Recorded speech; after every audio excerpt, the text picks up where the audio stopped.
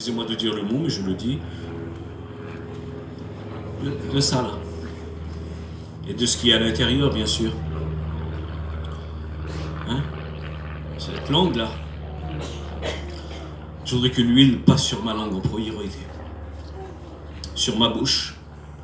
Parce que ma bouche, elle doit servir à glorifier Dieu. Votre bouche doit servir à glorifier Dieu. Votre langue doit dire les merveilles de Dieu. Oui? Regardez le texte de la Bible. Ceux qui parlèrent en langue, hein, ceux qui parlèrent en langue disaient des merveilles de Dieu. Ah ben c'est ce que vous devez faire, c'est ce que nous devons faire. Nous devons dire des merveilles de Dieu, mais pour se dire des merveilles de Dieu, il faut qu'elles soient purifiées. Il faut qu'elles soient sanctifiées. Il faut qu'elles soient imprégnées de la présence de Dieu. Et comme c'est important, il faut que l'huile ce matin, l'huile fraîche de Dieu, soit répandue sur notre bouche, afin de ne pas maudire notre frère, afin de ne pas dire de mensonges. Bien sûr que le mensonge vient du cœur, mais la bouche là, il faut qu'elle soit imprégnée, je le dis encore et je le redirai, de l'huile sainte de Dieu. Amen. Je voudrais dire des merveilles aujourd'hui. Je voudrais pas trouver à dire aujourd'hui. Je voudrais glorifier Dieu aujourd'hui. Et puis demain aussi. Et puis après-demain aussi. Et puis s'il y a un voisin en face de moi qui me plaît pas, je voudrais dire, ah ben si, il me plaît. Je voudrais pas mettre une corde à linge pour empêcher l'autre qui vienne en face de moi ce matin. Je voudrais que ma bouche dise, ah ben c'est mon frère, c'est ma soeur.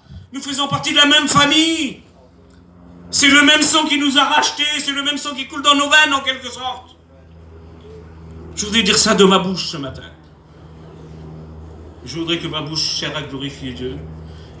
Et je voudrais que, si ma bouche est imprégnée, alors tout ce qui ne glorifie pas Dieu ne sortira pas de ma bouche. Ne sortira pas. Au contraire, tout ce qui glorifiera Dieu sortira. Vous savez qu'une parole dite avec propos, avec sagesse, elle bénit.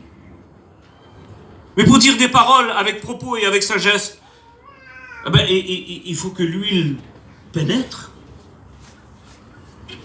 Mais vous savez qu'une parole dure excite les querelles? Vous le savez ça? Alors il faut que la bouche soit imprégnée de la présence de Dieu et que ça descende dans le cœur. Il faut que notre cœur soit imprégné. Et combien c'est important, Seigneur. Il faudrait que ce livre, ça, la parole de Dieu, ne s'éloigne point de notre bouche. C'est alors que tu auras du succès dans toutes tes entreprises. C'est alors que tu réussiras. Oui, c'est parce que ce livre-là ne s'éloignera point de ta bouche. C'est comme ça que tu vas réussir. Si tu mets en pratique ce livre, je l'ai dit tout à l'heure qu'il ouvrira son bon trésor qui est le ciel, Seigneur, et que la pluie de l'arrière-saison tombera sur toi. Tu ne seras plus jamais en bas si tu médites ce livre jour et nuit, que tu le mets en pratique. Tu seras toujours en haut. Ta corbeille et ta huche sera remplie.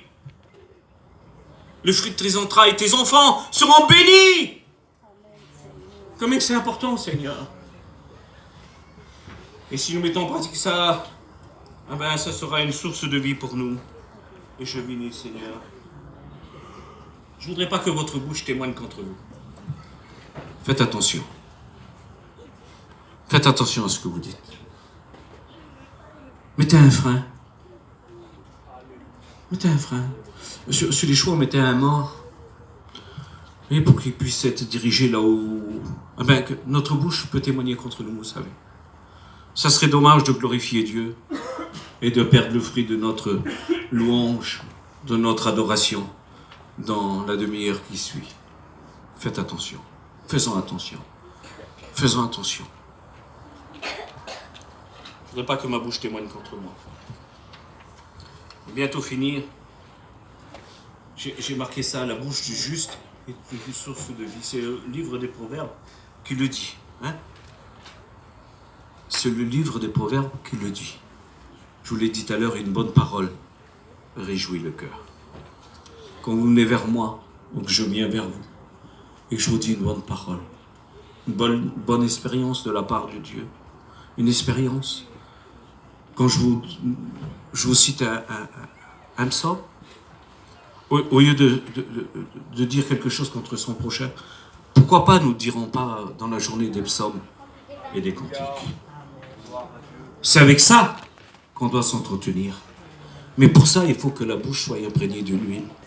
Combien c'est important, Seigneur? Combien c'est important. Et puis, le texte dit que ça l'a coulé sur ses vêtements. Ses vêtements ont été imprégnés.